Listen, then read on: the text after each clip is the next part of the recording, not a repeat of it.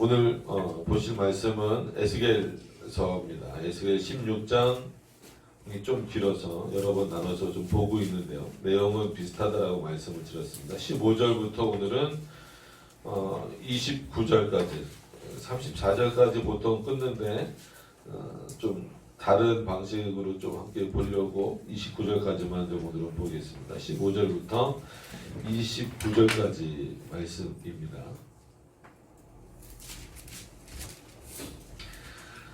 구약성경 1170페이지쯤에 있습니다. 제가 봉독해 드리겠습니다. 그러나 내가 내 화려함을 입고 내 명성을 인하여 행음하되 무릇 지나가는 자는 더불어 음란을 많이 행함으로 내 몸이 그들의 것이 되도다. 내가 내 의복을 취하여 색스러운 상당을 너를 위하여 만들고 거기서 행음하였나니 이런 전무후무하니라.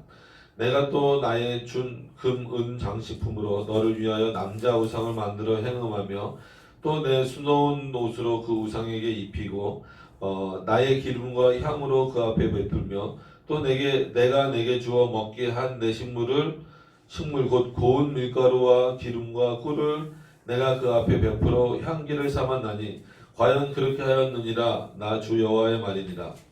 또 내가 나를 위하여 낳은 내 자녀를 가져 그들에게 드려 제물을 삼아 불살랐으니 내가 너의 음행을 작은 일로 여겨서 나의 자녀들을 죽여 우상에게 불을 붙여 가운데로 지나가게 하였느냐. 내 어렸을 때에 벌거벗어 적신이었으나 피투성이가 되어 발짓하던 것을 기억하지 아니하고 내가 모든 가증한 일과 음란을 행하였으니 나 주 여호와가 말하노라. 너는 화 있을진저 내 모든 악을 행한 후에 너를 위하여 누를 건축하며 모든 거리에 높은 데를 쌓아도다. 내가 높은 데를 모든 길머리에 쌓고 내 아름다움을 가증하게 하여 모든 지나가는 자에게 다리를 벌려 심히 행음하고 하체가 큰 내 이웃 나라의 애굽 사람과도 행음하되 심히 음란히 하여 내 너를 격동하였도다. 그러므로 내가 내 손을 내 위에 펴서 내 일용할 양식을 감하고 너를 미워하는 블레셋 여자 곧 내 더러운 행실을 부끄러워하는 자에게 너를 붙여 임의로 하게 하였거늘 내가 음욕이 차지 아니하여 또 아스루 사람과 행음하고 그들과 행음하고 또 오히려 부족히 여겨 장사하는 땅 갈대아에까지 심히 행음하되 오히려 족한 줄을 알지 못하였느니라. 아멘. 기도하도록 하겠습니다. 은혜가 풍성하신 하나님, 오늘도 하나님의 말씀을 보게 됩니다.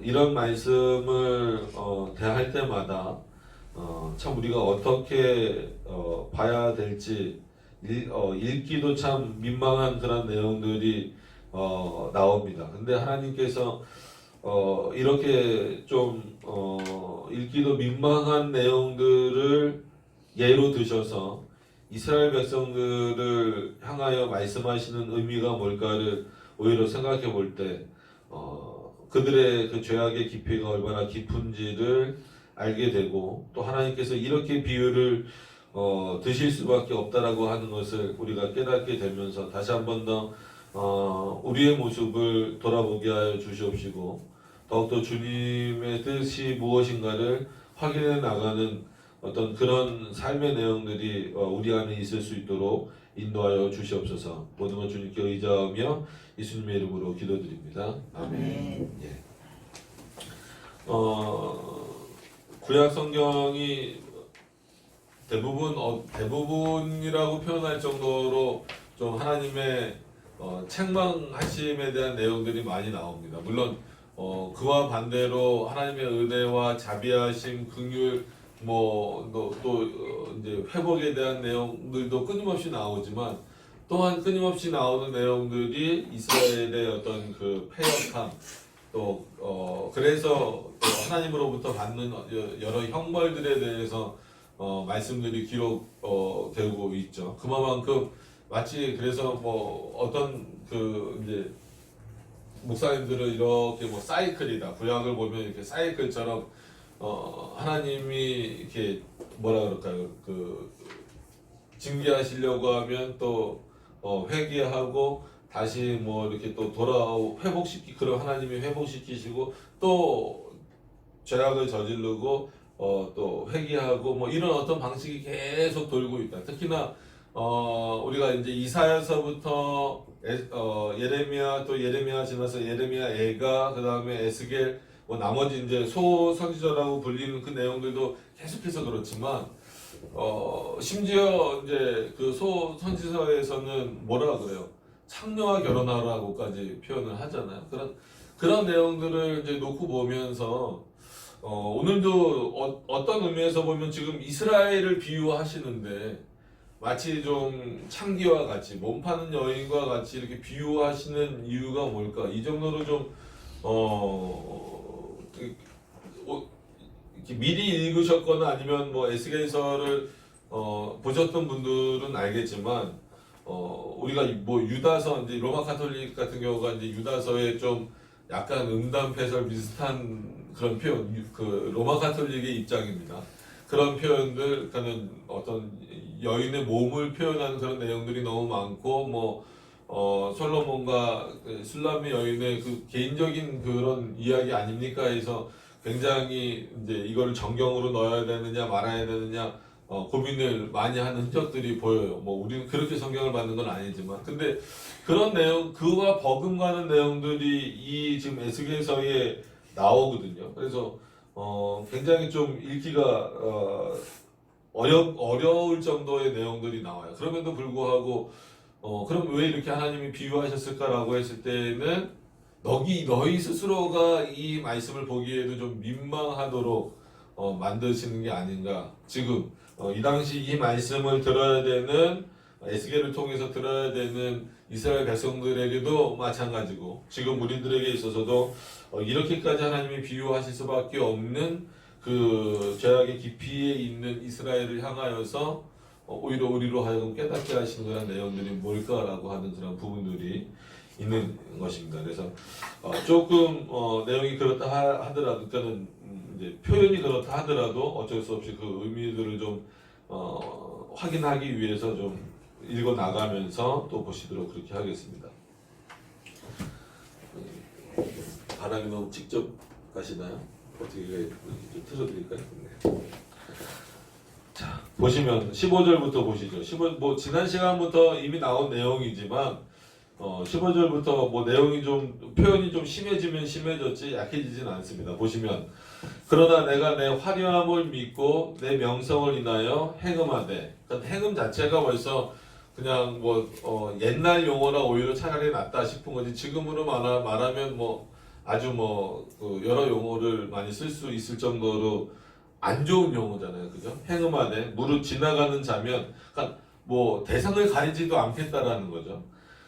무릇 지나가는 자면 더불어 음란을 많이 행함으로 내 몸이 그들의 것이 되었도다. 그러니까 이거는 그냥 일반 창기도 아니고 진짜 말 그대로 대상도 가리지도 않는 그런 마치 그 일을 즐기는, 그러니까 어쩔 수 없어서, 그는 뭐 이렇게 어쩔 수 없어서 그 일을 할 수밖에 없는 그런 상황을 내몰리는 것이 아니라 자기가 즐거워서 마치 그 일을 하는 그런 모습으로 지금 이렇게 표현을 하고 있어요. 그러면서 여기서 이제 벌써 그러면은 이스라엘이 화려해지고 이스라엘로 비유를 하시는 거잖아요. 이스라엘이 이렇게 비유하시는 거니까 이스라엘이 화려하고 내 명성을 인하여 행음하되, 이런 표현은 어떻게 우리가 봐야 되냐면 뭐 여러분들이 다 알고 계신 것과 똑같습니다. 이스라엘이 그렇게 화려하게 되고 명성을 얻게 된 것은 결국은 하나님이 이스라엘에게 주신 거란 말이에요. 하나님이 이스라엘을 화려하게 만드셨고, 그러니까는 에스겔서만 보시지 말고 뭐 무슨 포로 상황에 있는데 이스라엘이 뭐가 화려합니까? 포로가 화려해봤자 얼마나 화려하겠습니까? 그렇게만 보시지 말고 이스라엘 전체 역사를 쭉 놓고 보실 때 하나님이 이스라엘을 지키시고 그런 과정을 통해서 이스라엘을 하나님께서 화려하게 만드시고, 또 뭐 잘 아시는 대로 다윗 시대나 솔로몬 시대나 히스기야 시대나 뭐 여러 시대를 통하여서 시대적으로도 아니면 어떤 인물적인 그 측면에서도 아주 명성이 높게 만드시는 어떤 그런 부분들이 있었는데, 그 모든 것들이 결국은 하나님으로부터 온 것임에도 불구하고 첫 번째로는 하나님이 주신 것을 마치 자신의 노력으로 얻은 것으로, 그러니까 내 화려함이, 이스라엘의 화려함이 이스라엘 스스로의 노력으로 얻은 것처럼, 그리고 이스라엘의 명성이 이스라엘 스스로 얻어진 것처럼 생각하였기 때문에 자기 마음대로 그 다음 단계가 진행이 되는 거예요. 그러니까 이 아름다움과 명성을 하나님께서 주셨다 그러면 그것에 대해서, 그 주신 자에 대해서 늘 감사할 수밖에 없다라고 말씀을 드렸습니다. 그래서 여러 번 드렸던 예지만 어린아이와 어른이 다른 이유는 뭐냐면, 아이들은 선물 받으면 이 선물에 그냥 집중해요. 근데 조금 큰 그래도 어른이고 좀 뭔가 이렇게 사고할 수 있는 어른이라면 이 선물을 받았으면 이 선물 자체도 귀하게 여기죠. 그러면서 선물을 준 자도 그에게 참 이렇게 뭐라 그럴까, 이렇게 귀하게 여기는 어떤 그런 모습들이 있다는 거예요. 근데 이스라엘 백성들은 지금 어느 수준이냐면, 하나님으로부터 화려함과 이렇게 명성을 얻었음에도 불구하고 그 화려함과 명성이 하나님으로부터 왔다라고 인식하지 못하고 누구로부터, 자기네들 스스로가 그렇게 얻어졌다라고 생각을 하는 거예요. 여러 나라들과 교역하고 여러 나라들을 찾으면서 그 나라들과 이렇게 여러 관계를 맺으면서, 그래서 오늘은 어떤 면에서 보면 우상숭배 측면에서 보면 우상숭배의 가증스러운 내용이 나오고, 그 다음에 어떤 하나님이 유일하게 맺으신 언약은 뭐냐면 하나님과 하나님이 자신의 백성인 이스라엘과 맺으신 언약이에요. 더 좁히면 그 선민 중에서 택하신 자들과 맺으신 언약이란 말이에요. 그러니까 이스라엘에게 하나님께서 남겨두시고자 하는 언약은 그 언약밖에 없단 말이에요. 근데 이스라엘 스스로가 아수르랑도 뭐 애국과도 뭐 지금은 바벨론 포로 시기였으니까 바벨론은 지금은 빠졌겠지만 여러 민족과 화친이라는 거를 맺잖아요. 무슨 조약 같은 거를 맺어서, 그러다 보면 뭐 그게 대부분 이 당시에는 어떤 경제적인 협약만 뭐 따로 맺고 정치적인 협약만 따로 맺고 군사적인 협약만 따로 맺고 이럴 수 없단 말이에요.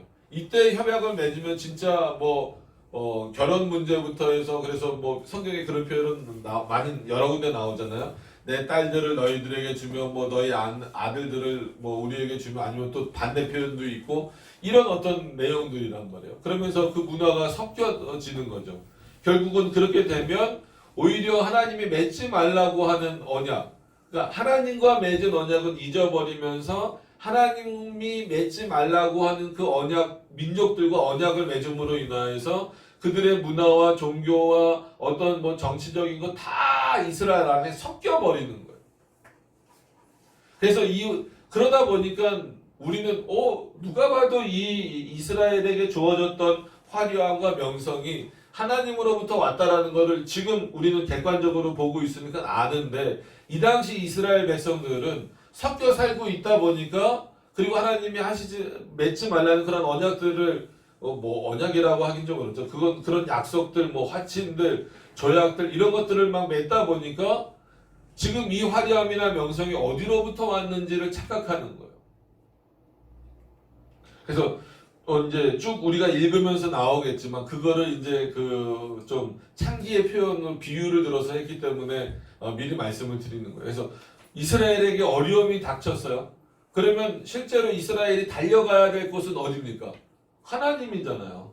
유일하게 그 언약을 맺어주신, 늘 우리가 상기해야 되고 마음속에 가져야 될 그 언약의 내용이 뭐라고요? 나는 너의 하나님이 되고 너희는 나의 백성이 된다. 그래서 이스라엘을 지키실 자는 누구밖에 없어요. 살아계신 하나님밖에 없단 말이에요. 그래서 이스라엘이 어려움에 처했을 때는 그게 군사적인 거든 경제적인 거든 여러 모양으로 어려움에 처했을 때 누구에게 달려가야 되냐면 실제로 자신을 도울 수 있는 하나님께로 달려가야 되는데, 이 실제의 개념이 다른 거예요. 눈에 보이는 어떤 사람에게 달려가게 되는 거고 민족에게 달려가게 돼서, 바벨론하고 지금은 사이가 안 좋으니까 애굽에게 도움을 요청하고, 특히나 이 시대에는 이제 아수르하고 관계를 많이 맺는 거예요. 그런 어떤 그 화친 관계를 통하여서 어디서 빠져나오려고, 바벨론에서 빠져나오려고. 그러니까 그런 표현이 좀 심하게 표현해서 다리를 벌렸다 이런 표현까지도 쓰고 있는 거예요. 그러니까 좀 이렇게 민망한 예를 드실 정도로 이스라엘을 어떻게 보면 이스라엘의 죄악의 깊이도 깊을 뿐더러 하나님이 다른 비유를 드실 수 있음에도 불구하고 이렇게 마치 몸 파는 여인의 모습을 비유로 들어서 하시는 것은 그만큼 하나님이 보시기에 이스라엘이 가증스러워졌고 실제 음행하듯이 그런 모습들을 많이 보인다라고 하는 그 내용. 그리고 우상 숭배의 내용들 대부분 이방 민족들의 어떤 그 특징들 중에 하나가 실제 성적으로도 굉장히 문란한 것 중에 하나죠. 그래서 뭐 우리나라도 이단 그러면 뭐 여러 이단들이 있지만 성적으로 굉장히 문란하게 만드는 이단들도 여전히 그래서 존재하는 이유가 그겁니다. 자, 그래서 심지어 15절에 보면 음란을 많이 행함으로 내 몸이 그들의 것이 되었다. 얼마나 많이 행했으면 그들의 것이 되겠느냐라는 거예요. 근데 16절에 보면 하나님도 그런 이스라엘이 답답하실 수 있겠죠. 안타까우실 수 있겠죠. 그래서 다시 한 번 더 취하시는 거예요. 말씀하시는 거예요. 내가 내 의복을 취하여 하나님이 주신 의복이라는 거예요. 그러니까 먹고 마시는 거. 나중에 이제 일용할 양식에 대한 얘기도 나옵니다. 그래서 물론 우리가 아직 그 주기도문을 소요리 문답에서 들어가진 않았지만 잠깐 말씀을 드릴 수 있으면 드리도록 그렇게 하겠습니다.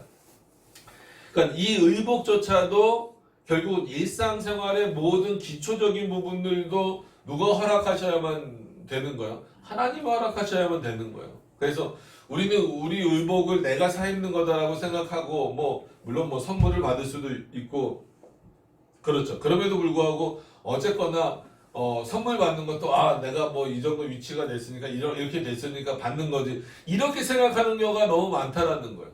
그러니까 어찌됐건 간에 그 근본적인 게 어디서부터 왔다라는 것 하나님으로부터 주어졌다라는 것은 인식하지 못하는 거죠. 그래서 여기서 의복이라고 했을 때에 단순히 옷 입는 것이라고만 생각하시면 안 되고 하나님이 주신 것을 취하여 색스러운 산당에 너를 위하여 만들고 그래서 늘 말씀드리지만 구약의 그 산당을 없애지 못한 그 결과물들이 계속해서 우상이 들어오는 통로를 만드는 거예요. 그래서 맨 처음에 뭘 하나 만드는 거는 쉬워요. 그죠? 근데 뭘 하나 만들어 놓고 없애는 거는 그만큼 어렵다라는 거예요. 그래서 또 히스기야의 예를 들지만 그 전에도 하나님을 잘 섬기는 왕들은 있었어요.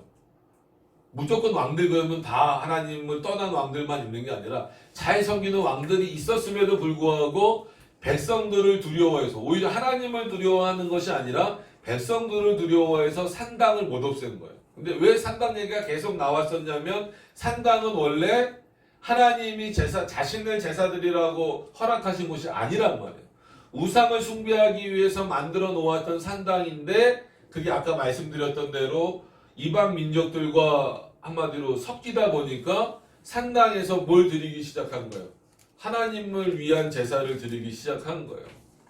그래 놓고선 이거는 우리가 예루살렘 성전으로 못 가고 아니면 예루살렘 성전이 이제 파괴됐을 때도 있으니까 그때를 대신해서 우리가 드리던 것인데 이 산당은 이제 이스라엘의 전통이 됐는데 왜 우리가 여기서 다른 짓을 하는 것도 아닌데 왜 없애려고 하느냐라는 여기에 부딪히니까 하나님을 잘 섬겼던 왕들도 그래 그러면 그거는 내가 내버려 둘게. 너희들이 거기서라도 잘 섬겨. 이러고 넘어가는 거예요. 근데 히스기야는 그걸 없앴다는 것에서 구약의 종교개혁자다 이런 표현도 쓰기도 하고 이제 그렇게 하는 거예요. 근데 여기서도 산당이 또 나오잖아. 근데 앞에 색스러운 이런 표현이 들어가 있어요. 그래서 이제 칼빈은 주석하기를 여러 이렇게 물감으로 천들인 천을 물감으로 천을 들여야 된다. 천을 물감으로 이렇게 들여서 걸어 놓으면 마치 우리나라의 뭐 같아요? 산이나 이런 데 올라가 요즘엔 거의 많이 없어졌지만 불과 얼마 전만 하더라도 산에 올라가면 나무에 그렇게 걸어 놓든지 아니면 이렇게 구타는 이런 곳에 걸어 놓든지 막 그렇게 했어요. 그래서 참 이런 걸 볼 때 인간의 타락의 현상까지도 때로는 비슷할 때가 많이 있구나. 그래서 그러면은 여기는 물론 우상을 섬기는 모습으로 다시 이 산당이 더럽혀졌다라는 의미도 있지만 실제 겉 모양으로도 그렇게 우상을 섬기는 모습으로 바꿔 놓았다라는 거예요. 그러면 최소한 산당을 남겨놓은 이유는 뭐예요? 그럼 거기서라도 하나님을 잘 섬기라는 거예요. 원래는 안 되는데 거기서 그걸 남겨놓은 거예요. 그래서 어떤 면에서는 산당 자체를 없애지 않는 이상은 이스라엘에게 있어서는 이 문제는 끊임없이 가는 거예요. 그러면은 누가 보시더라도 아시겠지만 히스기야 이후란 말이에요. 히스기야 이후에 산당을 분명히 없앴는데 또 만드는 거예요. 또 없앴다라는 역사를 알고 있음에도 불구하고, 그러니까 오늘은 이스라엘의 교만의 측면에서도 얼마든지 볼 수 있어요. 그러니까 다 섞여 복합적인 거예요. 그래서 제목을 어떻게 정할까 하다가 이스라엘의 범죄의 깊이. 그러니까 우리가 몰라서 그렇게 할 수도 있잖아요. 그러니까 어떤 행위를 하거나 어떤 것을 지을 때 이게 죄인지 모르고 짓는 경우도 있단 말이야. 그런데 그거보다 더 무서운 건 뭐야? 이게 죄다라는 걸 안단 말이야. 그런 행동을 하면은 잘못했다라는 걸 안단 말이에요. 그럼에도 불구하고 그 일을 여전히 반복적으로 하는 것은, 그거는 뭐예요? 하나님의 존재 자체를 부정하거나 그 앞에서 자신을 높이려고 하는 교만함이라는 거예요. 그러니까 오늘은 이스라엘의 교만한 모습과 우상을 숭배하는 모습과 가증스러운 모습과 마치 하나님을 무시하는 모습이 복합적으로 전부 다 드러나는 거예요. 이 예를 통하여서. 그렇기 때문에 특정 하나를 잡아서 우상 숭배하는 이스라엘, 교만한 이스라엘 이렇게 하기에는 너무나 그들의 어떤 지금 상태가 심각하다, 매우 심각하다라는 거예요. 그래서 보시면 그런 산당을 만들어서 너를 위하여 만들고, 그래서 참 이런 표현들을 물론 선지자들이 쓰지만 하나님께서 선지자들에게 이런 표현을 쓰게 하실 때에 참 조심스러워요. 과연 우리를 위하는 게 있지 않은가? 그런 모습들을 바꿔나가는 게 어떻게 보면 개혁이잖아요. 근데 우리는 어떤 방향성 없는 개혁이 아니라 리폼드는 이미 개혁된 곳으로 개혁해 나간다라고 하는 겁니다. 그러니까 이미 개혁된 종교개혁의 어떤 그런 신앙의 내용이 있다라고 한다면 그 내용으로 우리는 끊임없이 이렇게 개혁되어져 나가야 되는데 그러지 못한 경우가 있어요. 여전히 지금도 너를 위하여 만들었다라는 그런 부분들이 있어요. 그럼 왜 만들었느냐라고 했을 때 차라리 거기서 하나님을 나를 섬기기 위하여 너를 위하여 만들었는데 나를 섬기기 위해서 만들었다. 그러면 그나마 좀 일반 예전에 이제 그런 열왕기상하나 이런 부분에 나오는 산당들의 의미로 끌고 갈 수, 그 정도까지는 끌고 갈 수 있겠지만 이건 그게 아니라 그렇게 너를 위하여 만들어 놓고 거기서 행음하였더니, 이거는 실제 그런 어떤 그 육체적인 문란함도 있지만 우상 숭배란 말이에요. 결국은 더 이상 산당에서 하나님을 섬기는 모습이 아니라 원래 산당의 의미가 회복된 거나 마찬가지예요. 우상을 섬기는 모습이 거기서 보이는 거죠. 그러니까 하나님은 하나님을 섬기지 않고 다른 신을 섬기는 것 자체를 행음으로 보시는 거예요. 그러니까 그렇게 하시는 이렇게 비유하시는 이유가 왜 그럴까요? 우리는 우리와 하나님의 관계를 표현할 때 있어서도 여러 가지로 표현이 됩니다. 그러니까 우리는 하나님의 어떤 존재입니까? 종이기도 하면서, 근데 종의 개념도 있어요. 그러면서 하나님의 백성의 개념도 있죠. 그리고 또 하나, 또 이제 특히나 이제 보통 이제 그리스도와 우리를 비유할 때 그렇게 이제 표현을 하기도 하지만 하나님과 우리를 비유할 때도 그렇게 표현해요. 하나님은 신랑 되시고 우리는 신부 되신다, 신부 된다, 이런 어떤 그 의미로도 표현을 한단 말이에요. 그러면은 하나님이 신랑 되시고 우리가 신부 된다라는 의미에서 그 신부가 하나님이 아닌 다른 신을 섬기는 것은 마치 모를 두는 거랑 똑같아요. 지금으로 말하면 바람 피는 거랑 똑같잖아요. 그게 행음하는 거랑 똑같잖아요. 그래서 이런 표현들을 쓰시는 거예요. 거기서 우상 숭배를 하였더니 그게 이제 행음하였더니 이런 거죠. 이런 일은 전무후무하니라. 그러니까 이 표현 자체에서, 그러니까는 여러분들이 이런 표현을 보시면서 지금 이 당시 이스라엘의 모습이 얼마나 폐역하고 하나님이 보시기에 안 좋은 모습인가라고 하는 안 좋은 정도가 아니라 전무후무하다라고 했을 때는 분명히 계속 말씀드리지만 우리가 창세기부터 쭉 볼 때 이스라엘의 패역함에 대해서 뭐 수도 없이 지적을 하시잖아요. 여러 번 지적을 하시잖아요. 진짜 말라기서까지 지적을 하신단 말이에요. 그럼에도 불구하고 그렇게 많이 나오지 않는 표현인데 오늘 어때요? 이스라엘의 행음하는 그런 우상 숭배하는 모습이 정말 전무후무하다. 아무리 이 당시를 기준으로 해서 앞선 이스라엘 민족들도 너희들처럼 하지는 않았다라는 거예요. 물론 그 이후에 더 심해질 수도 있고 더 심해지기도 했지만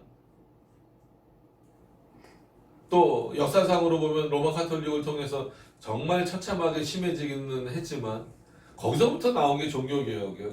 그러니까 여러분들 이 종교개혁의 의미를 깊이 되새겨야 돼요. 이거는 뭐 교파를 따지면 안 되는데 솔직한 얘기로 이제는 장로교회에서조차도 이 종교개혁의 의미가 좀 희미해져 가니까 좀 안타까운 거예요. 이런 전무후무한 어떤 그런 죄악에서부터 벗어나온 거란 말이에요. 그리고 17절에 보면 어쨌거나 전무후무한 그런 상태라는 거예요. 17절에 보면 또 내가 나의 준 은 장식품으로 솔직히 이걸 가지고 누구를 섬겨야 돼요? 하나님을 섬겨야 돼요. 성막을 만들고 성전을 만들 때는 금잔, 은잔 이건 하나님의 명령으로 만드는 거잖아요. 그죠?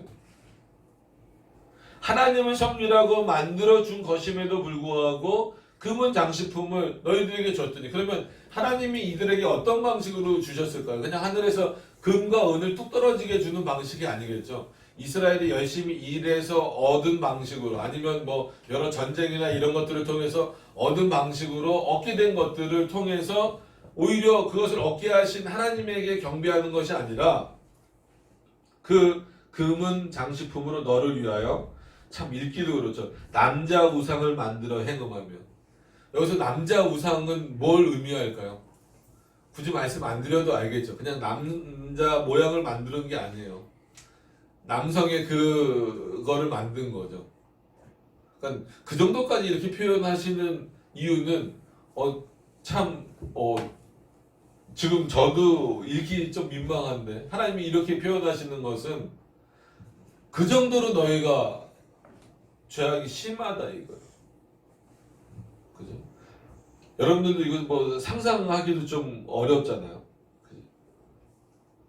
또 내 수놓은 옷으로 그 수놓은 옷도 결국은 그렇게 화려하게 만들어준 그 의미도 하나님께서 다 그렇게 먹고 입히게 해 주신 건데 그 수놓은 옷으로 그 우상에게 입히고 나의 기름과 향으로 그 앞에 베풀며 그러니까 다 내가 준 건데 결국은 이것을 가지고 어떻게 하라는 거예요? 하나님을 섬기라는 거예요. 그게 정당한 거죠. 근데 너희는 지금 어떤 일을 하고 있냐는 거예요. 내가 준 것을 가지고 왜 다른 것 그리고 너가 좋아하는 것 심지어 만들다 못해 남자의 우상을 만드느냐 이거예요.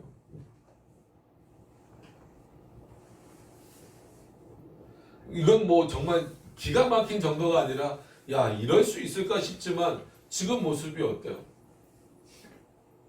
지금 한국교회 모습이 그렇고 이 전 세계 교회의 모습이 그렇잖아요. 그래서 참 이럴 때일수록 종교개혁의 의미를 우리가 생각해 봐야 되지 않을까. 그래서 많은 분들이 제2의 종교개혁이 일어나야 된다. 그거는 어떤 의미로 말씀하시는지는 모르겠지만 이제 우리 개혁파권 안에서 그렇게 말씀하시는 분들도 있는데 아마 그런 의미였으면 좋겠어요. 그러니까 진짜 한 500년 전에 칼빈이나 루터나 이런 사람들을 통해서 이루었던 그 종교개혁의 핵심적인 내용으로 좀 돌아가지 않으면 이런 음행으로부터 우리도 자유로울 수가 없다라는 겁니다. 하나님이 주신 것을 가지고 너희가 어떻게 그렇게 할 수 있느냐는 거예요. 그리고 나서는 마치 예레미야 애가에 나오는 것처럼 애가에는 그렇게 나오죠. 자기 자녀를 삶아 먹었다는 그 표현이 나와요. 그건 비유가 아니라 실제잖아요. 근데 이거는 뭐 비유 비우면서 어떤 의미에서는 실제입니다. 이 부분은 실제예요. 왜냐하면 또 내가 나를 위하여 낳은 내 자녀를 가져 그들에게 드려 제물을 삼아 불살랐느니라. 이게 전형적인 그 이방신들의 그 이방 우상을 섬기는 모습들이잖아요. 근데 여러분 생각해 보시면 알지만 부모가 자식을 사랑하는 것은요, 이거는 뭐 어떻게 설명을 해야 될지 모를 정도로 깊어요. 근데 뭐 예레미야 애가 시대나 이럴 때처럼 아주 진짜 막 먹을 게 없어서 어린아이를 잡아먹을 수밖에 없을 그 상태가 된 것도 아니란 말이에요. 어떤 의미인지 아시겠죠? 그러니까 조금 으로는 자식을 죽이는 게 맞는데 정말 막 배가 고파서 막 어쩔 수 없이 그러면 막 옆 사람도 막 잡아먹고 뭐 역사상 그런 거 많이 보잖아요. 그러면 어린아이들 힘이 없으니까 그 어린아이들을 막 잡아먹기도 하는 그 모습이 애가에 나타났다면 오늘은 그 정도가 아니란 말이에요. 이미 자기네들은 화려함을 누리고 있잖아요. 그 화려함의 극치로 가다 보니까 우상과 만나고 그 우상을 막 섬기는 일이 더 화려해 보고 좋아 보이는 거예요. 근데 그 끝에서 뭐가 나오는 거예요? 내 자녀를 드려라. 누구에게? 우상신에게. 그러니까 이 표현을 사람들이 어떻게 비트냐면 이거 뭐가 잘못됐습니까? 여러분 누가 자기 자녀를 하나님 앞에 제물로 드리려고 했어요? 이삭을 드리려고 했잖아요. 근데 그거는 누구의 명령입니까? 하나님의 명령이고 그의 믿음을 확인하시는 차원에서 그렇게 명령하신 것이지 실제로 이삭을 죽이지는 않았잖아요. 이미 그 제사 드릴 양을 준비해 놓으셨단 말이에요. 그러니까 그것과 이것과는 비교될 수 없는데 인간은 그것처럼 마치 이들도 그렇게 그거랑 똑같은 거 아니냐지만 여기선 하나님이 언제 그렇게 명령하셨어요? 그 명령은 정말 특별한 케이스로 단 한 번 있었던 거예요. 그것도 실제로 죽이게 하신 것도 아니고 아브라함의 믿음이 얼마나 큰가를 확인하시는 차원에서 이삭을 죽이라고 명령을 하셨던 것이지 실제 죽이는 어떤 일이 아니에요. 근데 여기는 죽이는 거예요. 또 내가 나를 위하여 낳은. 그래서 어떤 의미에서 보면 이렇게 행음하는 민족들이 낳은 백성을 하나님의 백성이라고 볼 수 있겠느냐라고 하지만 하나님께서 이렇게 표현하시는 것은 물론 그렇게 표현하는 게 어려울 수는 있어요. 왜냐하면 이들은 이미 영적으로도 행음했고 영적으로 행음했다는 게 실제 우상도 섬겼고 그러다 보니까 육신적으로도 성적으로도 실제 성적으로도 문란할 수밖에 없다는 거예요. 그럼 거기서 태어난 자녀들을 과연 하나님의 백성이라고 말할 수 있을까라고 생각을 할 수 있죠. 그럼에도 불구하고 하나님께서 내 백성이다, 내 자녀다 라고 나를 위하여서 낳은 자녀임에도 불구하고 마치 너 소유물처럼 그렇게 했다라는 거예요. 여러분 부모가 자녀를 죽이는 상태까지 가면 그리고 죽이고 나서 아무런 양심의 가책이 없는 상태가 된다면 이거는 뭐 양심에 화인 맞았다라고 표현을 해야 됩니까? 어떻게 표현을 해야 됩니까? 정말 이거는 참혹한 어떤 모습이에요. 이게 어떤 특정 대상이 아니라 이스라엘의 전반적으로 이런 모습이 있다라고 하는 것은요. 그러니까 전무후무하다라는 거죠. 이 가증스러움이, 이 패역함이, 이 우상숭배의 깊이가 다른 어느 시대보다도. 방법도 참 다양해요. 별로 말하고 싶지는 않지만 기록되어 있으니까 보시면 내가 나를 위하여 낳은 내 자녀를 가져 그들에게 드려 제물을 삶아 불살랐느니라. 죽이는 것도 참 대단한데 그럼 자기 자녀를 죽여놓고 어떻게 하는 거예요? 불살르는 거니까 그 번제 비슷한 거잖아요. 그러면은 그거 자녀가 다 불에 타고 있는 모습을 보면서도 전혀 오히려 이렇게 해야 누가 나를 돕는다. 하나님이 돕는다라는 차원도 아니에요. 이방신이 우리를 돕는다. 이 개념을 갖고 있는 거예요. 왜 이스라엘 백성이 이방신이 자기를 도와야 된다라고 생각을 하냐는 말이에요. 그 생각 자체가 교만한 거고 하나님을 떠나 있는 거죠. 그리고 이미 이방 문화가 그들 안에 완전히 자리 잡아버린 거예요. 그러니까 그들에게 있어서 하나님이라는 존재는 더 이상 의미가 없어지는 거예요. 그래서 지금 어떻게 보면 에스겔 시대 당시에는 포로 시대였으니까 물론 이제 일부는 남아 있었지만 포로기에서 풀려나가는 게 중요한 것이 아니라 이런 어떤 그 패역한 모습에서 그들이 회복되는 게 중요한 상태였다는 거예요. 여러분 끔찍하지 않아요? 남자들은 그렇지만 혹시라도 그래도 남자들도 그렇지 않아요. 저도 애들을 별로 좋아하진 않았지만 저희 조카나 저희 애가 태어났을 때는 정말 이쁘고 좋은데 만약 그 애를 죽인다? 그리고 그 불태운다? 어떻게 그럴 수 있어요? 근데 더 나아가서 그 남자보다도 엄마들은 어쨌거나 뱃속에 10달을 안고 있잖아요. 그 남자들은 도저히 알 수 없는 거예요. 해산의 고통도 모르고. 그러면 진짜 남자들이 가서 드리려고 하면 목숨을 걸고 여인들이라도 뺏어올 수 있는 상태인데 지금 그런 상태가 아니라 전부 다 지금 이스라엘이 어디에 빠져 있다라는 거예요. 우상숭배에 빠져 있으니까 자기가 진짜 배 아파서 해산의 고통은 어마어마하다면서요. 0부터 10까지 병하면 맨날 물어보는 게 그거잖아요. 0부터 10까지 어느 정도 아프세요? 근데 이 10을 보통 이 해산의 고통 정도로 놓잖아요. 그걸 기준으로 해서 하니까 남자들은 솔직히 잘 몰라요. 그게 어느 정도인지. 근데 그렇게 자신이 배 아파서 난 아이를 죽이고 불태우는 모습을 보고 있는 거예요. 여러분 그럴 수 있냐는 거예요. 그리고 아니면 어떻게 했냐면 내가 너희 음행하는 작은 일로 그것도 별로 그렇게 큰 일이 아니라는 거예요. 또 나의 자녀를 죽여 우상에게 불을 붙여 가운데로 지나가게 하였느냐. 이건 뭐냐면 애들한테 불 가운데로 건너왔다 하라는 거예요. 그래서 상처가 없으면 살려주고 대는 상처나 그은 있는 상처가 있으면 거기를 돌아서 죽게 만드는 거예요. 이건 참혹한 거죠. 그냥 죽여서 불살르는 것도 참혹한 거지만 어린아이들을 불 가운데 넣어놓고 뛰어다니게 한다고 해보세요. 상상하기도 싫잖아요. 그죠? 근데 이게 실제 벌어진 일이란 말이에요. 어떻게 그럴 수 있냔 말이에요. 이게 비유를 드셨다라고 하더라도 이거는 끔찍한 비유잖아요. 그죠? 우상을 섬길 때 아무런 양심의 가책도 없이 이 상태가 돼버렸다는, 무엇을 가지고?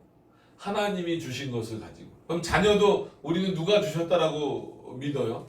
단순히 부부관계 속에서 태어났다, 보통 생리법을 통해서 태어났다, 이렇게만 표현하지 않잖아요. 하나님의 선물이라고 하잖아요. 근데 그 자녀, 그런 차원에서 하나님이 나를 위하여서 낳은 자녀다라고 표현하시는 거란 말이에요. 그리고 아까 말씀드린 대로 하나님을 신랑으로 우리를 신부로 표현할 때 이스라엘이 낳은 자녀들은 누구의 자녀예요? 아무리 그들이 행음했다 할지라도 하나님의 자녀라고 말할 수 있단 말이에요. 근데 그 자녀를 죽여서 불태우고 불 가운데 뛰어다니게 하고 정말 전무후무한 일이죠. 그리고 나서 바로 비교하시는 거예요. 22절에. 너가 어떤 상태였는데 너의 화려함과 너의 명성과 이런 것들이 어땠는데. 그래서 다시 그 출애굽 때의 당시를 회상시키시는 장면이 나오잖아요. 그런 차원에서 22절 한번 읽어보겠습니다. 22절을 다 같이 한번 읽어보죠. 우리가 일명 축복의 말씀만 같이 읽는 게 아니라 오히려 이런 말씀들을 읽어보면서 하나님이 베푸신 은혜가 얼마나 컸구나라고 하는 것을 좀 확인해 보셨으면 좋겠어요. 22절입니다. 다 같이 한번 읽겠습니다. 시작. 내 어렸을 때에 벌거벗어 적신이었으며 피투성이가 되어서 발짓하던 것을 기억하지 아니하고 내가 모든 가증한 일과 음란을 행하였느니라. 하나님의 말씀을 읽었으니까 아멘 해야 되지만 참 아멘이 그렇게 쉽게 나오지 않죠. 그죠? 근데 원래 모습도 굉장히 참혹했어요. 그러니까 출애굽 당시를 우리가 지난 시간 말씀을 좀 기억해서 떠올리시면 출애굽에서는 이렇게 너희들 냉대받지 않았느냐. 정말 벌거벗은 상태로 쫓겨날 정도로 너희들을 대하지 않았느냐. 근데 내가 죽어가는 피투성이가 된 너희들을 자라게 해서 뭐 지난 시간에 그 표현이 그렇지만 7절 말씀을 보시면 이렇게 아름답게 한마디로 그 시집을 갈 수 있을 만큼 내가 성장시켜줬고 또 벌거벗은 몸으로 내버려두지 않고 그 옷을 아름답게 입혀서 너희들을 다 화려하게 해줬는데 그 결과가 뭐냐? 행음을 저지르는 거 아니냐? 그러면 내가 너희를 벌거벗었고 또 피투성이가 돼서 막 발짓했다라는 건 뭐예요? 살려고 발버둥치는 그 모습을 보고 하나님이 그렇게 도와주셨는데 그 결과가 행음하라고 내가 도와줬냐 이거예요. 우상을 섬기라고 내가 너희를 입혀줬냐 이거예요. 그 벌거벗은 몸에서 그 피투성이가 된 몸에서 곧 죽어갈 상태에서 내가 왜 건져냈겠느냐 이거예요.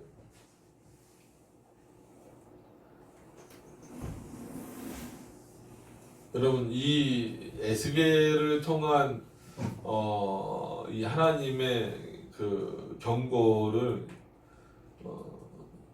이 당시에도 무겁게 받아들여야 되지만 지금 우리도 무겁게 받아들여야 돼요. 물론 우리는 그런 모습이 아니라 어떻게 하면 종교개혁 시대의 그 바른 신앙의 모습 그리고 하나님의 말씀을 조금 더 회복할까 노력하고 있는 것을 다 알아요.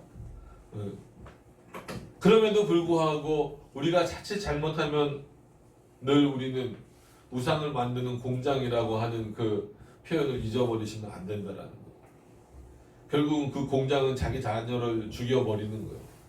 벌거벗은 몸에서 화려한 모습으로 만들어주시고 그 문도 주시고 일용할 양식도 주셨던 그 부분까지도 전부 다 잊어버리고 자기 노력으로 얻은 것처럼 하고 있다라는 거죠. 23절에도 넘어가서 보겠습니다. 나 주 여호와가 말하노라 너는 화 있을진저 화 있을진저. 하나님이 이 모습을 보시고 가만히 계신다면 하나님이 아니실 수도 있죠. 내가 모든 악을 행한 후에 그래서 이건 뭐 해석이 좀 분분하다 그래요. 근데 이제 악을 행할 때까지 하나님이 기다려 주느냐 그러면 좀 너무 이상한 하나님이 될 수 있어요. 그렇게 보면. 그래서 그 악이 더 심해지기 전에 뭐 이런 식으로 좀 보는 게 더 좋다고 표현을 하고 있습니다. 그래서 너를 위하여 누를 건축하며 모든 거리에 높은 데를 쌓았도다. 그러니까 보호하기 위해서가 아니라 너희들에게 형벌을 내리기 위해서 그렇게 하셨다라는 거예요. 내가 높은 데를 모든 길머리에 쌓고 내 아름다움을 가증하게 하여 모든 지나가는 자에게 다리를 벌려 심히 행음하고. 여러분 이거는 그렇잖아요. 죄송합니다. 이건 뭐 나와 있는 표현이라 어쩔 수 없이 좀 노골적으로 할 수밖에 없어요. 특히나 여인이 다리를 벌린다라고 하는 것은요, 마음대로 하라는 거예요. 마음대로. 어떤 의미인지 아시겠죠? 마음대로 하라는 거예요. 그러니까 이스라엘이 이런 지금 상태에 있다라고 하는 것은 우리는 어떤 의미라는 거예요? 하나님을 버렸으니까 너희들 마음대로 하라는 거예요. 아수르는 뭐 이제 급할 때 아수르를 찾아가면 거꾸로 아수르가 무조건 이스라엘을 돕지 않을 거 아닙니까? 그죠? 그럼 아수르가 요구하는 게 있을 거 아니에요. 그럼 다 들어줄 테니까 그래 니들 마음대로 해. 아수르가 원하는 너희들이 원하는 거 다 들어줄 테니까 우리 좀 도와줘. 이런 상태가 돼버리는 거예요. 그럼 아수르가 뭘 요구할지도 모르고. 그럼 아수르가 요구하는 게 뭘까요? 하나님 버려? 우리 신 섬겨? 또 우리랑 뭐 서로 그 결혼해? 뭐해? 아니면 뭐해? 그 요구하는 것들이 뭐 너희 소산물 다 가져와. 모든 부분에서 마치 그 지배권을 행사하려고 하겠죠. 자신의 진짜 도움자이신 하나님으로 향하지 못하고 당장 눈앞에 좀 더 바벨론보다 조금 더 커 보이는 아수르나 애국으로 뛰어가는 이 이스라엘의 모습을 보면서 그 여인이 다리를 벌리고 있는 모습과 똑같다라는 거예요. 그러면 이렇게 하나님이 비유를 드신 이거는 얼마나 참 비참한 비유입니까? 근데 이스라엘들이 이거를 듣고도 못 깨닫는다는 게 더 문제예요. 그게 교만의 깊이도, 그러니까 오늘은 깊이의 문제를 한번 따져보면 우상을 섬기는 그 깊이가 어디까지 가버렸어요? 자녀를 죽여도 아무 감각이 없는 상태까지 가버린 거예요. 그죠? 교만의 깊이도 이제는 하나님보다 누가 더 필요하다는 거예요. 당장 우리를 도와줄 수 있는 아수르나 애굽이 필요하다는 거예요. 거꾸로 나중에 아수르에게 종이 될 때는 바벨론이 필요한 거고, 이렇게 여기 붙었다 저기 붙었다 하는 그럴 수밖에 없는 존재가 되어버리고, 그리고 자신에게 주어졌던 그러한 모든 화려함도 하나님으로부터 왔다라는 것을 제거해버리는 거예요. 그러니까 그 이스라엘의 교만의 깊이, 타락의 깊이, 형벌의 깊이, 우상숭배의 깊이, 이거는 뭐 전무후무하다라는 표현으로 딱 종결될 수밖에 없는 거죠.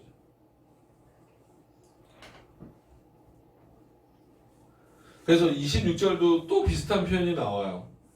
하체가 큰 내 이웃나라 애굽 사람과도, 그러니까 아수르뿐만이 아니라 애굽 사람과, 애굽은 어디요? 자기네들을 구원해 주신 그 나라잖아요. 근데 다시 애굽으로 돌아가자 한 것처럼 또 돌아가는 일이 실제로 벌어지는 거예요. 그죠? 맨 처음에 출애굽했을 때 여러분 그 광야가 좀 뜨겁고 힘들다고 너희가 우리를 여기서 우리를 여기서 말려 죽이려고 인도해 냈냐라고 누구에게 막 백성들이 항의합니까? 모세에게 항의하잖아요. 하나님이 뭐라 그래요? 그 모습을 보고. 그건 모세 너에게 항의하는 게 아니라 나에게 항의하는 거다라고 하나님이 받아들이시잖아요. 그러면서 애굽에서 살 때가 좋았다 그러면서 애굽으로 돌아가고자 싶어하는 그런 모습이 보이잖아요. 근데 오늘도 마찬가지예요. 그랬던 애굽인데 다시 그 애굽으로 돌아가려고 하는 그 모습을 보인다라고 하는 것이, 이렇게 비유를 하시는 거예요. 하체가 큰 내 이웃 나라 애굽 사람과도 행음하되 심히 음란히 하여라고 그랬어요. 그러니까 이 깊이가 얼마나 깊은지 뭐 이걸 어떻게 표현을 하겠어요?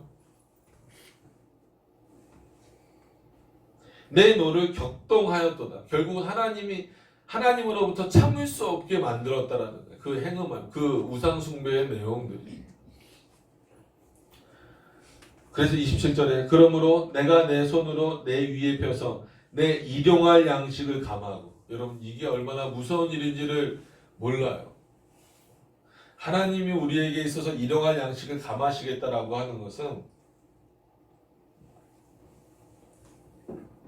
그냥 하루 먹고 마시는 문제를 못 먹게 하신다는 게 아니라, 여러분 어느 나라나 그렇지만 뭐 가공식품도 어쨌거나 원재료가 있어야 되니까 어떤 식물을 얻으려면 마치 그 여인이 아이를 해산하듯이 오랜 시간을 걸려야 돼요. 뭐 그게 뭐 3개월이 됐든 6개월이 됐든 어떤 곡물을 얻으려면, 어떤 양식을 얻으려면.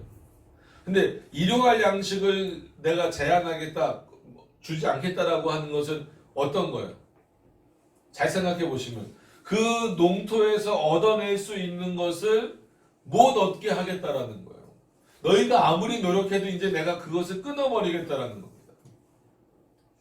그런 차원에서 하나님께서 우리에게 일용할 양식으로 베푸신다라고 하는 것은 단순히 오늘에 먹을 것을 주신다라는 의미에서 끝나버리면 안 돼요. 하나님의 그 풍요하심이 우리에게 끝까지 다가오도록 정말 우리를 언제나 이끌고 계시다라는 그 표현 안에서 일용할 양식이 해결돼야 돼요. 그냥 옆에 슈퍼 가서 사 먹지, 뭐 옆에 식당 가서 사 먹지, 안 나면요.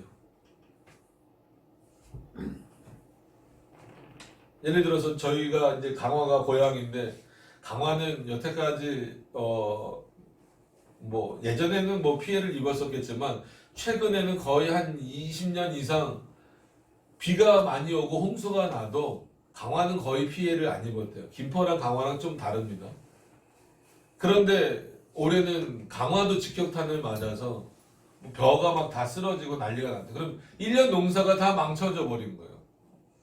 그럼 그런 식으로 만약에 대한민국이 전부 다 그렇게 됐다라고 생각해 보세요. 그럼 당장 어떻게 해야 돼요? 수입해야 돼요. 지금은 뭐 수입이란 개념도 있지만 이때는 어떻게 해야 됩니까? 굶어야 되는 거예요. 힘이 있으면 전쟁했을 거고, 그죠? 그래서 음식 갖고 양식 문제 때문에 이 당시에는 전쟁 많이 하잖아요. 그리고 실제로 역사에도 보면 양식 때문에 벌어진, 물 때문에 벌어진 전쟁도 있어요. 근데 지금 하나님이 어떻게 하시겠다는 거예요? 너희 아내도 그래? 내 너를 경록해 했어? 그 결과로 어떻게 하겠다? 내 일용할 양식을 감하고 너를 미워하는 블레셋 여자, 그러니까 블레셋 또 여자로 이제 표현을 한 거죠. 블레셋 여자 곧 내 더러운 행실을 부끄러워하는 자에게 너를 붙여 임의로 한다. 마음대로 하게 한다라는 거예요. 누가? 하나님이 그렇게, 내가 거기서 건지지 않겠다라는 거예요. 블레셋이 너희들을 함부로 하는 것에 대하여서 그럼 마치 어떤 모습으로 돌아가게 만드는 거예요? 벌거벗고, 그러니까 애굽에서처럼 벌거벗었고 떨고 있고 쫓겨나는 모습으로 되더라도 나는 내버려 두겠다 이거. 일용할 양식을 감하고 실제 생활의 모습에 있어서도 너희의 모든 화려함을 내가 다 벗겨버리겠다라는 거죠. 걷어 가시겠다라는 거예요.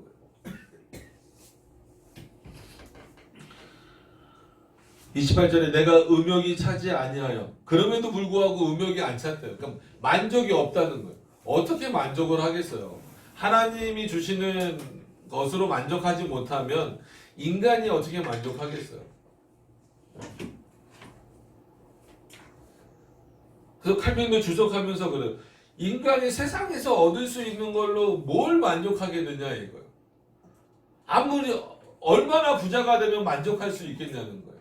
얼마나 맛있는 산의 진미를 먹으면 만족할 수 있겠냐는 거예요. 여러분 세상에서는 만족이 없어요. 인간이 가지고 있는 그 본성상 만족이 없어요. 더 좋은 거, 더 좋은 거, 더 큰 거 이거를 추구할 수밖에 없는 거죠. 그러니까 음욕의 문제도 차지 아니하여 만족을 못하는 거예요. 지금 우리가 봤을 때만 하더라도 이 이스라엘의 패역함의 깊이가 어마어마한데 거기서도 지금 너희는 만족을 못하지 않느냐 이거. 내가 일용할 양식을 감하고 끊었음에도 불구하고 블레셋에게 너희를 넘겨서 정말 너희를 다시 벌거벗게 만들고 부끄럽게 만들어도 너희가 그것에도 만족을 못하고 있으니 어떤 일이 벌어진다는 거예요? 내가 음욕이 차지 아니하여 또 아수르 사람과 행음하고. 실제 이런 여인이 있다면 이거는 참기보다 더 더러운 거죠.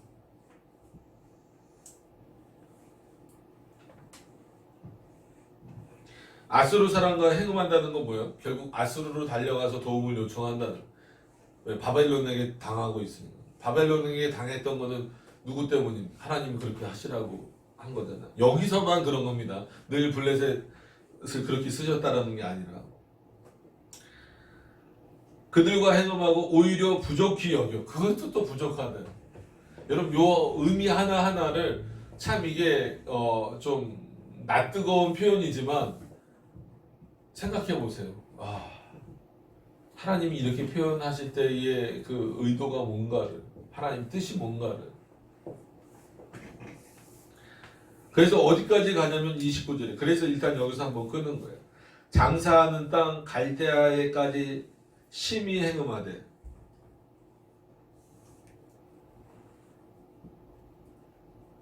오히려 족한 줄을 알지 못하였느니라.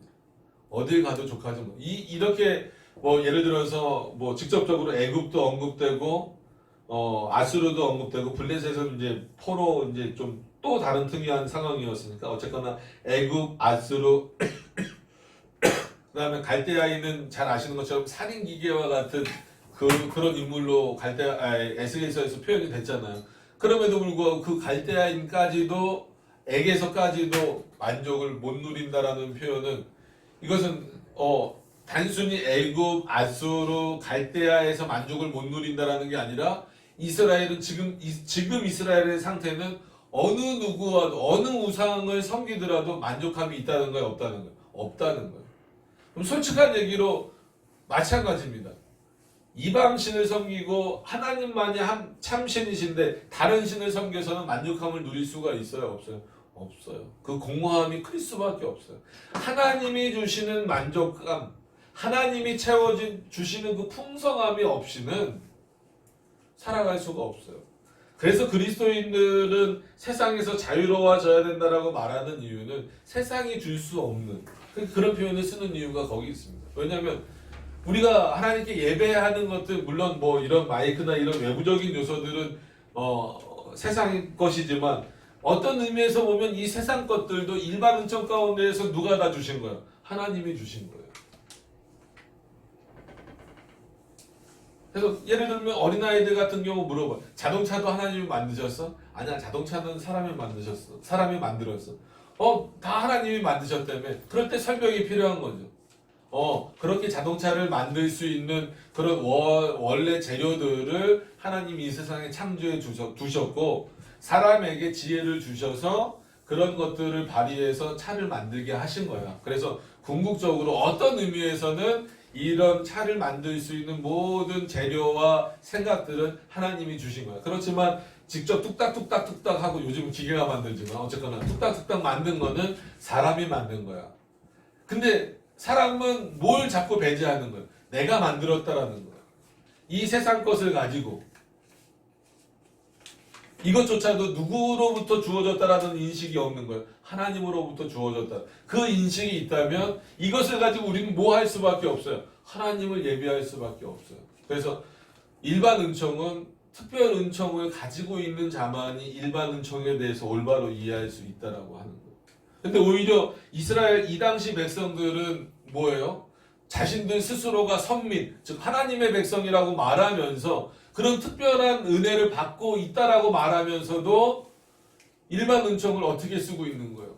음욕거리로 쓰고 있잖아요. 이게 폐역한 모습이에요. 이게 지금 교회 안에 자꾸 들어오려고 하잖아요.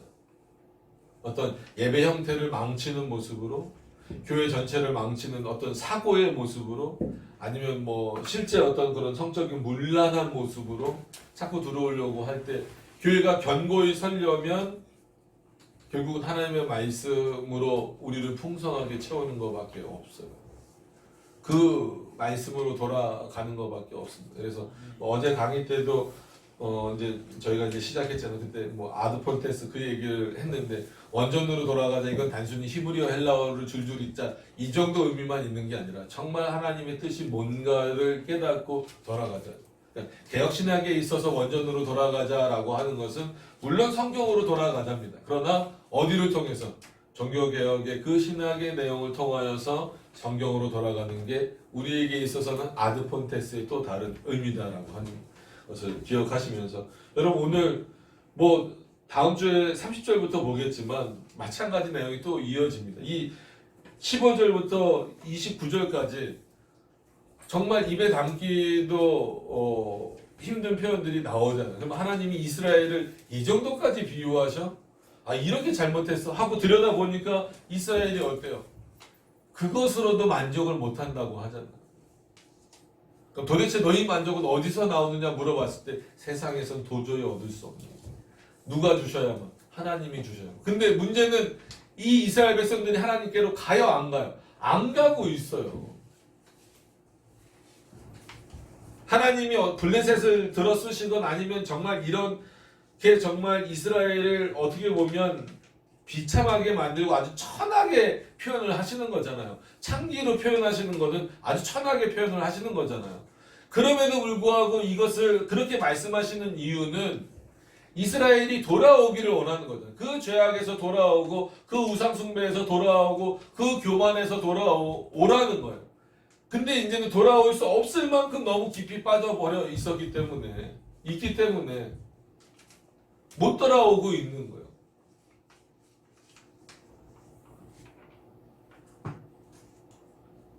지금 시대에도 마찬가지입니다.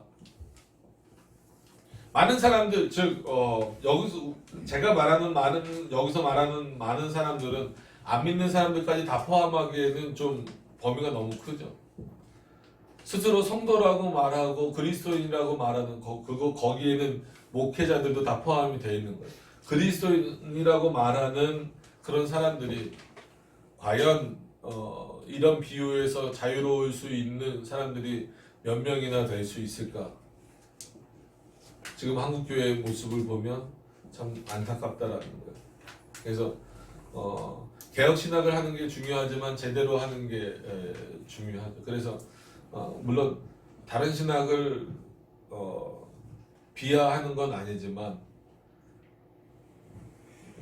속으로는 비하하는 거죠. 그죠? 그럼에도 불구하고 가장 좋은 신학인 개혁 신학을 우리가 갖고 있다라고 말한다면 정말 이런 어떤 부분들을 늘 뭐 해야 돼? 경계해야 돼. 빠져버리면 그건 개혁주의라고 말할 수 없겠죠.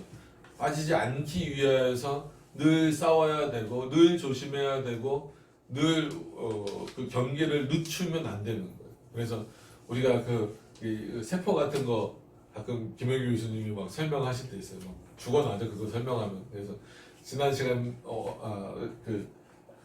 지난 시간은 아니고 다른 데서 했던 건데 이 세포가 이렇게 있을 때 정상 세포가 예를 들어서 뭐 감기 세포나 아니면 암 세포로 바뀔 때 어떤 방식이냐면 참 그게 놀라워요. 이 과학자들이 발견해 놓은 건데 성경을 이렇게 비유로 들기도 좀 이렇게 좋은 내용이에요. 좋다라기보다도 뭐 좀 이렇게 비슷한 내용인데 이 정상 세포가 그 바이러스가 침투하잖아요. 그래서 나쁜 세포로 바뀌는 거는요. 이 바이러스가 힘으로 막 누르지 않아요. 그런 형태가 아니라 바이러스가 속여요. 나는 정상 세포야 라고 해서 막 이렇게 그 세포를 이렇게 확대해서 눈에 보이지도 않잖아요. 그 세포를 확대해서 보면 이쪽으로도 침투했다가 문을 안 열어준다라는 방식을 쓰죠. 문을 안 열어주면 약한 부분을 이렇게 돌아가면서 치는 거예요. 그래서 문을 어딘가 열어주면 거기로 딱 바이러스가 들어와 버리는 거예요. 그러면은 이 정상 세포가 뭘로 바뀌는 거예요? 바이러스가 되는 거예요. 또 다른 바이러스. 그래서 우리가 그거를 건강으로 말할 때는 뭐 이렇게 뭐라 그래요? 면역력을 강화하자, 뭐하자 이런 표현으로 쓰지만 이거를 세포 하나까지 보시는 그 하나님의 개념에서 볼 때는 결국은 우리에게 있어서 그러니까 사단이 우리를 공격할 때 일단 예를 들면 그거예요. 이렇게 세포가 이렇게 생기진 않았지만 그냥 이렇게 생겼다고 해봅시다. 보통 뭐 이렇게 우둘투둘 뭐 이렇게 좀 생기죠. 현미경으로 보면. 그럼 바이러스가 이렇게 비슷한 그 바이러스가 들어와서 나는 바이러스 아니야. 나는 너랑 똑같아. 라고 했는데 여기는 강해요. 그러면 여기로 같은 세포인데도 이쪽으로 돌아가서 나 너희랑 똑같아. 여기도 안 열어져요. 근데 여기는 좀 만약에 좀 약해 보여요. 이렇게 좀 약해 보여. 틈이 보여. 그럼 얼른 여기로 가서 나는 너희랑 똑같아. 그러면 들어와 버리면 여기가 바이러스가 되는 형식이에요. 이게 실제 그 세포 이렇게 거기서 이제 그렇게 바이러스가 어떻게 침투하는가를 보는 거예요. 이런 방식이라는 거예요. 그러니까 교회도 마찬가지예요. 견고해야 되는 그래서 개혁교회가 견고히 세워져 나간다라는 게 그만큼 어려운 거예요.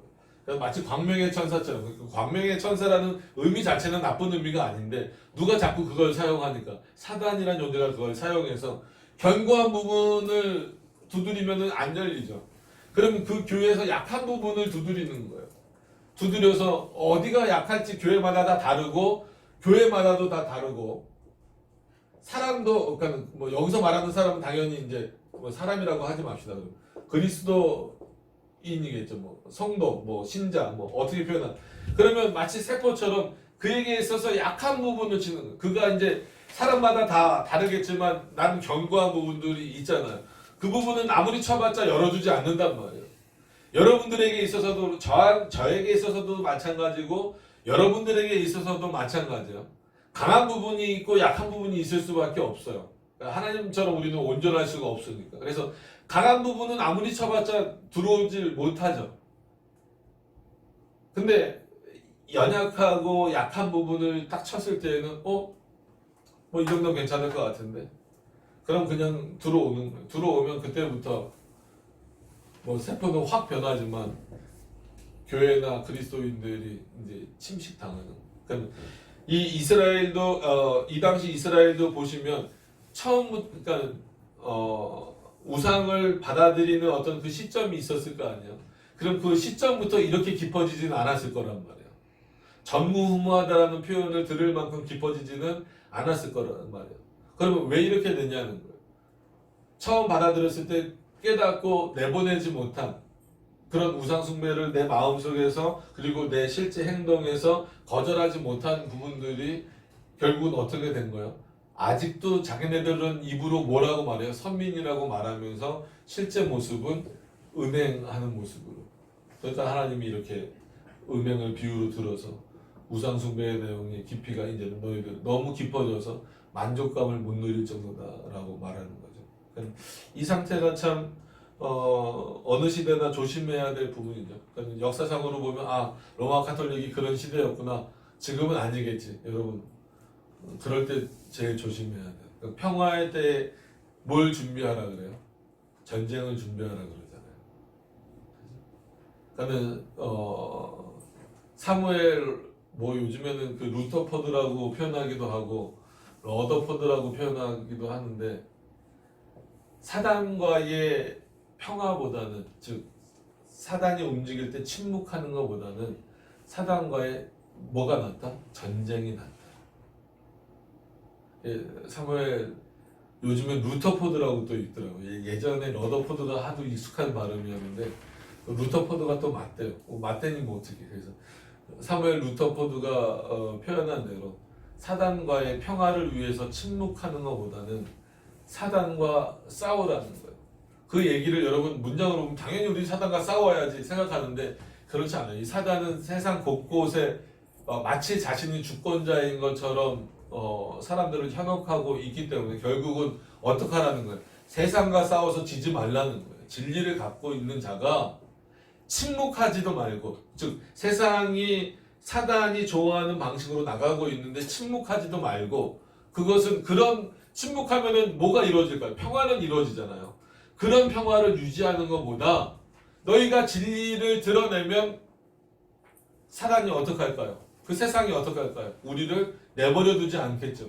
그러면 뭐가 시작되는 거나 마찬가지예요. 전쟁이 시작되는 거나 마찬가지예요. 진리를 갖고 있으면서 침묵하는 것을 통해서 오는 평화보다 뭐가 더 낫다? 진리를 말함으로 인하여서 오는 전쟁이 더 낫다라는 거예요. 누구에게 있어서? 그리스도인들에게 있어서.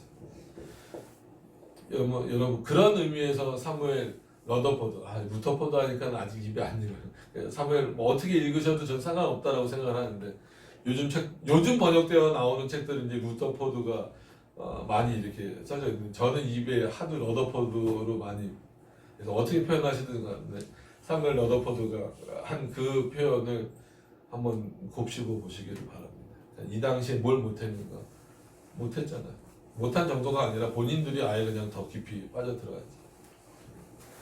사단과의 평화보다, 침묵을 위한 평화보다, 평화를 위해서 침묵하는 것보다 전쟁이 낫다라는 그 의미를 기억하셔서 늘 영적인 전쟁을 싸워 나가야 되는 우리 입장에서 그런 의미들을 깊이 생각하시면서 또 오늘 이 말씀도 반면교사를 삼으라 그래야지 여기서 본받을 내용은 하나도 없어요. 솔직한 얘기예요. 단 하나도 본받아서는 안 됩니다. 말 그대로 다 버려야 될 내용이에요. 이런 내용을 보면서 과연 우리에게는 이렇게 다 버려져야 될 내용들이 없는가를 확인할 수 있는, 확인해야 되는 그런 차원에서 하나님의 은혜가 오늘도 여러분들에게 있기를 소망합니다. 기도하도록 하겠습니다.